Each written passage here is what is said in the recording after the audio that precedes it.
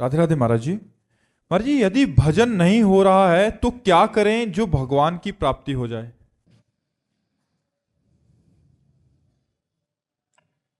आपने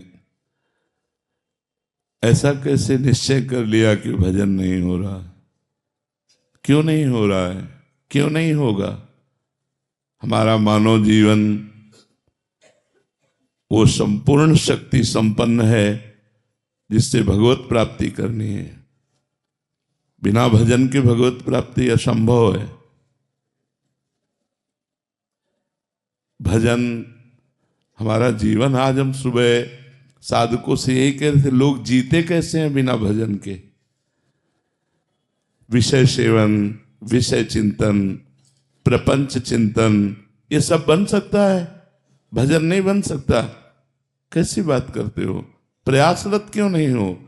इतना क्यों इंद्रिय और मन को प्रोत्साहन दे दिया विषयों के लिए कि वो भजन के लिए ना बोल दिया कि भजन ना बने तो भगवत प्राप्ति के। भजन हमसे प्रयासरत है, वो भजन नहीं होता जो होना चाहिए। ऐसा प्रश्न तो ठीक है, ऐसा प्रश्न कैसे कर दिया कि भजन ना बने? भजन ना बने वाला शब्द क्यों बोला? आप किस उद्देश्य का पालन करने के लिए मानव जीवन प्राप्त किए? क्या उद्देश्य है?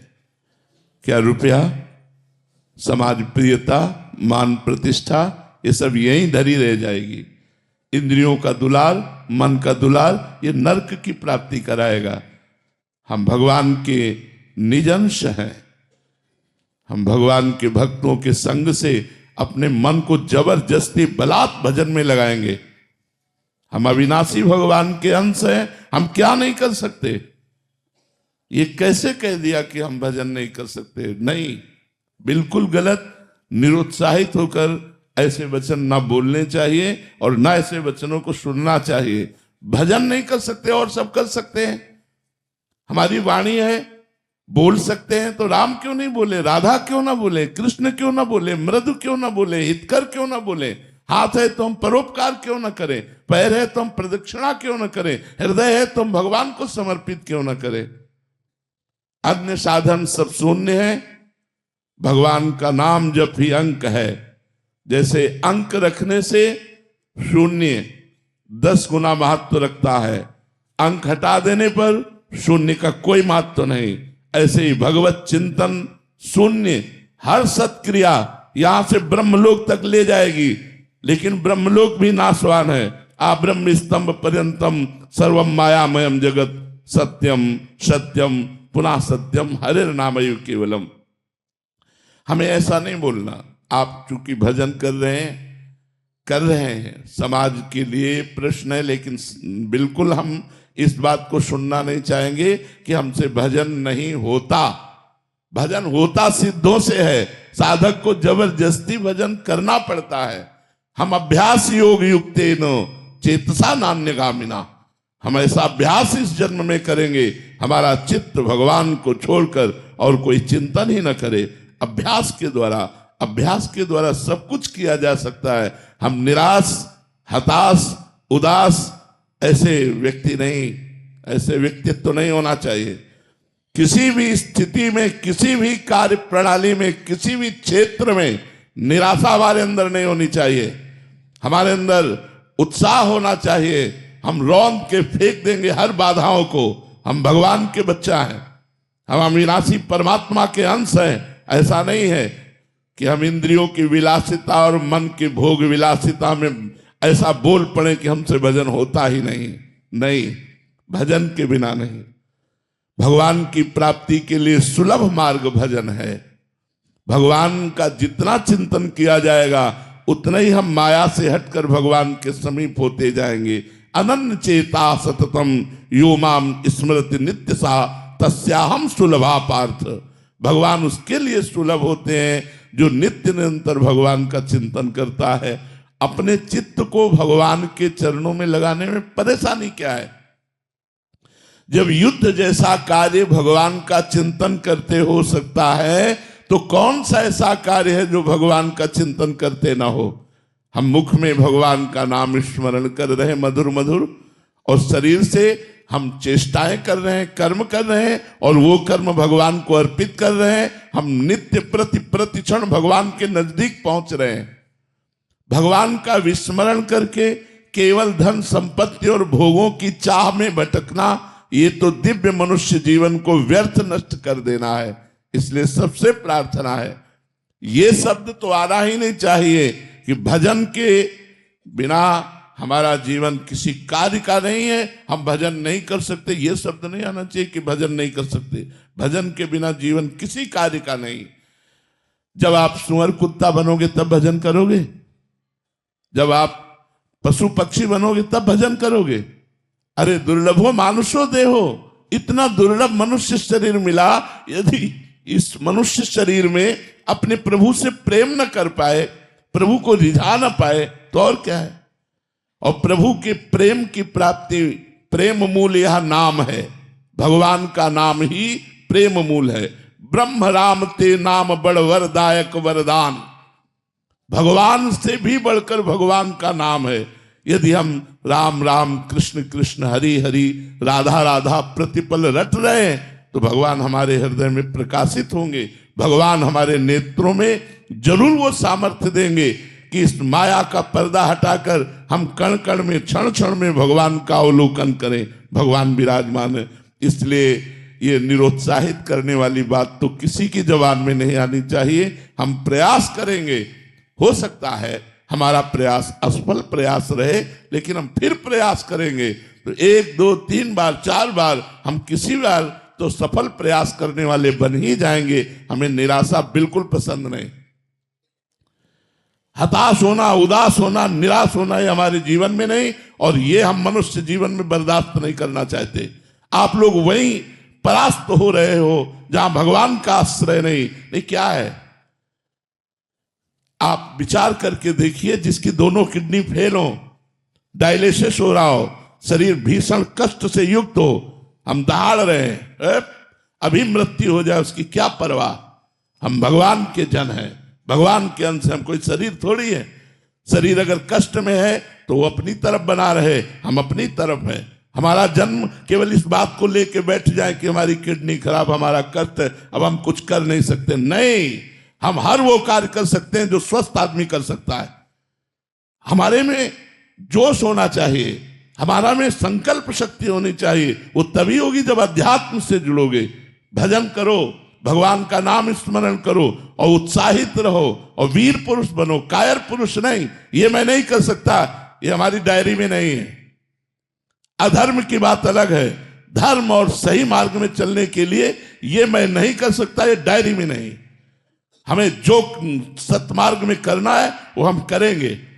हम सबसे प्रार्थना करते हैं, आप लोग कायर बनोगे तो ना इस लोक के रह जाओगे ना परलोक के रह जाओगे, और वीर बनोगे तो जो चाहोगे वो प्राप्त कर लोगे। तुम भगवान की संतान हो, महाबली अनंत वैभवशाली हनुमान जी महाराज जिनके चरणों को दुलार करते हैं, उन भगवान के बच्चे हो, उन भगवान के अंश हो। तुम में अपार सामर्थ्य, तुम अपनी शक्ति को जागृत करो और जागृत करके भगवत प्राप्ति करो। जब हम भगवान को अधीन कर सकते हैं भगवान का नाम जप करके, तो और क्या नहीं कर सकते। इसलिए खूब नाम जप करो। जबान हिलाने में क्या जाता है, राधा राधा राधा राधा राधा राधा, इसी से भगवत प्राप्ति हो जाएगी। जो कर्म करो भगवान को समर्पित करो, खूब नाम जप करो। राधा रमन रघुवंशी जी इंदौर से। राधे राधे महाराज जी। महाराज जी, क्या आध्यात्म स्वयं से प्रकट होता है या हमारे प्रयास से मिलता है? प्रयास से। जब हम भगवान की कृपा से सत्संग प्राप्त करते हैं तो हमारे जीवन में अध्यात्म की जिज्ञासा जागृत होती है। फिर प्रयत्न, हमारा प्रयास और भगवान की कृपा दोनों से हमारे अंदर अध्यात्म पुष्ट होता है। स्वाभाविक ऐसे नहीं जागृत होता, नहीं सबके हृदय में जागृत हो जाए। प्रयासरत है, जो तप परायण है, नियम परायण है, भजन परायण है, विषयों का त्याग करते हैं, उनके हृदय में अध्यात्म जागृत होता है। भगवान की कृपा से साधु संग और साधु संग से अध्यात्म का जागरण। साधु संग, शास्त्र स्वाध्याय, तीर्थयाटन, व्रत, नियम, संयम इनके पालन करने से शुद्ध ज्ञान जागृत हो जाता है। जो अपने स्वरूप का बोध हो जाता है उसी को अध्यात्म कहते हैं। आत्मा का ज्ञान हो जाना, उसका बोध हो जाना ही अध्यात्म है। भगवान में निरंतर डूबे रहना ही अध्यात्म है। समझ आया जी? हिमानी पटेल जी गुजरात से। राधे राधे गुरुजी। राधे राधे महाराज जी। महाराज जी, सत्कर्म का सही मायने क्या है? जो भगवान से जोड़ करके कर्म किया जाए। संपूर्ण संसार असत है तो इसके संपूर्ण कर्म असत हैं। उमा कहूं मैं अनुभव अपना, सत हरि भजन जगत सब सपना है। भगवान शंकर कहते हैं कि हे उमा जी, मैं अपना अनुभव बताऊं, संसार स्वप्नवत असत्य है और एकमात्र भगवान का भजन सत्य है। तो जो कर्म भगवान को अर्पित कर दिया जाए, जो कर्म धर्मयुक्त हो, जो कर्म भगवान के लिए हो, वो ही सत्कर्म है। नहीं तो सब मिथ्या है, सब असत कर्म है। और इसी कर्म जंजाल में फंस करके जीव दुर्गति को प्राप्त हो रहा है। सत्कर्म तो कोई बिरला ही करता है।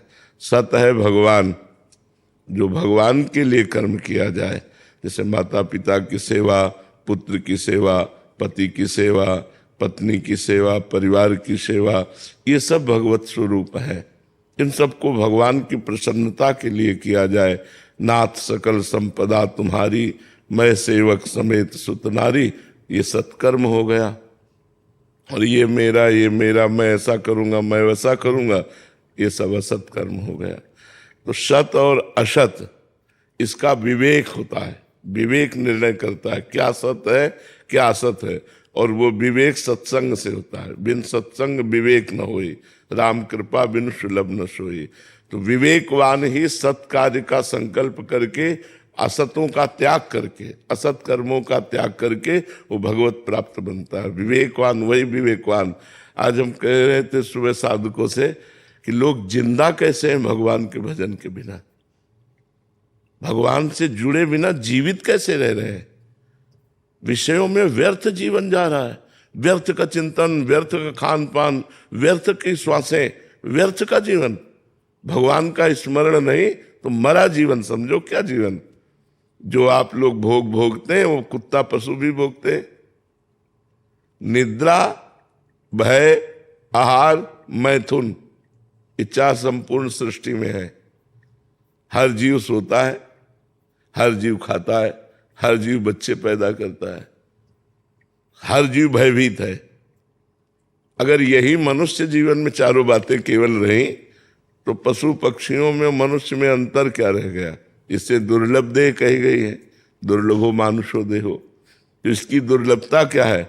भगवान से जुड़ना, गंदे कार्यों का त्याग करके धर्म पूर्वक विषयों का सेवन करते हुए भगवान को प्राप्त कर लेना। जो मनुष्य शरीर प्राप्त करके अध्यात्म को जागृत नहीं करता, भगवान को प्राप्त नहीं करता, भगवान का भजन नहीं करता, वो जीवित मृतक के समान है। जिन हरि भगत हृदय नहीं आनी, जीवित सब समान ते प्राणी। सौ माने मुर्दा, मुर्दा, जीवित मुर्दा टहल रहा है।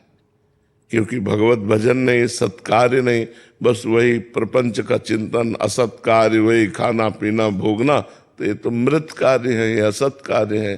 तो मनुष्य जीवन का परम लक्ष्य है सत्कर्म करना। और सत्कर्म का स्वरूप है जो कर्म भगवान को अर्पित कर दिया जाए, जो कर्म भगवान से जुड़े, वही सत, नहीं तो सब असत, टोटल असत। महाराज जी, ये दान करेंगे इससे पुण्य मिलेगा, ये सत्कर्म है या असत कर्म है?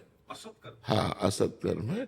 क्योंकि भगवान से नहीं जोड़ा गया ना, तो वो आपको थोड़ा फल और दे देगा। तो मान लो अगर यहां आपने बहुत दान किया तो स्वर्ग मिलेगा, तो स्वर्ग सत्य है क्या? आ ब्रह्म स्तंभ पर्यंतम सर्वम मायामयम जगत। तिनके से लेकर ब्रह्मलोक तक मायामय है। वो थोड़ा दिव्य भोग है, लेकिन अच्छा स्वप्न व्यतीत करने के बाद जगह टूटी खाट में पड़े रहे। स्वप्न में देखा आप राजा बन गए, और जब जगह तो टूटी खाट में, तो फायदा क्या हुआ? तो एक स्वप्नवत स्वर्ग गए, फिर जन्म लिया मृत्यु लोक में, तो फायदा क्या हुआ? केवल जो भगवान से जुड़ा हुआ कर्म वो। हाँ, वही कर्म जो हमने पुण्य किया, वही कृष्णार्पणम मस्तु, अब वो भागवतिक हो गया, अब वो सत हो गया। नहीं, बड़े से बड़े पुण्य का कोई महत्व नहीं।